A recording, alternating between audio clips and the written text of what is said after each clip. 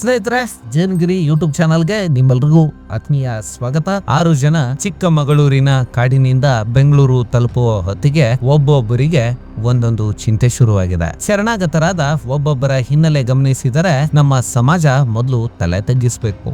ಎಲ್ರಿಗೂ ಆಗಿದ್ ನಮಗೂ ಆಗುತ್ತೆ ತಗೋ ಅನ್ನದ ಅನಿವಾರ್ಯತೆಯ ದಾರಿ ಹುಡ್ಕೊಂಡ್ರು. ಅಷ್ಟೊತ್ತಿಗೆ ನಕ್ಸಲ್ ಎಂಬ ತಪ್ಪು ದಾರಿ ಕೂಡ ಸಿಕ್ಕಿತ್ತು.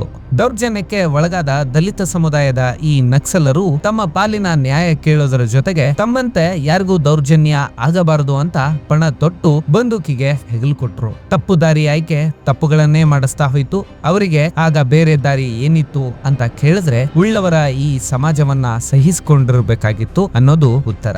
ಓಟು ಕೇಳೋ ನೂರಾರು ಸಾವಿರಾರು ಎಕರೆ ಒಡೆತನದ ರಾಜಕಾರಣಿಗಳಿಗೆ ಅಂಗೈಯಗಲದ ಭೂಮಿಯ ಬೆಲೆ ಗೊತ್ತಿರೋದು ಸಾಧ್ಯವೇ? ಇದ್ದ ಅಂಗೈಯಗಲದ ಜಾಗವನ್ನ ಕಳ್ಕೊಂಡವರ ಒಡಲು ಉರಿ ಹಿಂದುತ್ವದ ಹೆಸರಲ್ಲಿ ಗಲಿಬೆ ಮಾಡಿಸೋ ದೇಶಭಕ್ತರಿಗೆಲ್ಲಿ ಅರ್ಥವಾಗಬೇಕು.